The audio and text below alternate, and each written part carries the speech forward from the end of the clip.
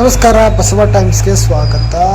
ಬೆಳಗಾವಿಯಲ್ಲಿ ಮತ್ತೊಂದು ಖಾಸಗಿ ಫೈನಾನ್ಸ್ ವಂಚನೆ ಪ್ರಕರಣ ಬೆಳಕಿಗೆ ಬಂದಿದೆ.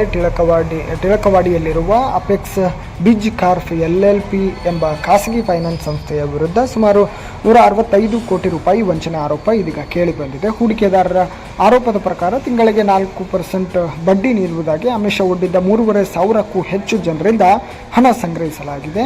ಬಳಿಕ ಹಣವನ್ನು ಹಿಂದಿರುಗಿಸದೆ ವಂಚನೆ ನಡೆಸಲಾಗಿದೆ ಎಂದು ಆರೋಪಿಸಲಾಗಿದೆ. ಈ ಹಿನ್ನೆಲೆಯಲ್ಲಿ ಹೂಡಿಕೆದಾರರು ಬೆಳಗಾವಿ ಜಿಲ್ಲಾಧಿಕಾರಿ ಕಚೇರಿ ಎದುರು ಪ್ರತಿಭಟನೆ ನಡೆಸಿ ನ್ಯಾಯ ಒದಗಿಸುವಂತೆ ಮನವಿ ಸಲ್ಲಿಸಿದ್ದಾರೆ. ಇದೇ ವೇಳೆ ಸಂಸ್ಥೆಯ ಮಾಲೀಕರಾದ ಕಾಶಿನಾಥ್ ವಾಗ್ಮೊರೆ ಹಾಗೂ ಗಣೇಶ್ ಭಂಡಾರಿ ಹಣ ಸಂಗ್ರಹಿಸಿಕೊಂಡು ದುಬೈಗೆ ಪರಾರಿಯಾಗಿದ್ದಾರೆ ಎಂದು ಹೂಡಿಕೆದಾರರು ಆರೋಪಿಸಿದ್ದಾರೆ. ಆರೋಪಿಗಳು ತಮ್ಮ ಸಮಸ್ಯೆಗೆ ಸಮರ್ಪಕವಾಗಿ ಪ್ರತಿಕ್ರಿಯೆ ನೀಡುತ್ತಿಲ್ಲ ಎಂದು ಹೂಡಿಕೆದಾರರು ಅಸಮಾಧಾನ ವ್ಯಕ್ತಪಡಿಸಿದ್ದಾರೆ. ಈ ಘಟನೆ ಬೆಳಗಾವಿಯ ಟಿಳಕವಾಡಿ ಪೊಲೀಸ್ ಠಾಣೆ ವ್ಯಾಪ್ತಿಯಲ್ಲಿ ನಡೆದಿದ್ದು, ಪ್ರಕರಣದ ಕುರಿತು ಸಂಬಂಧಿತ ಅಧಿಕಾರಿಗಳು ಮುಂದಿನ ಕ್ರಮ ಕೈಗೊಳ್ಳುವ ನಿರೀಕ್ಷೆ ಇದೆ.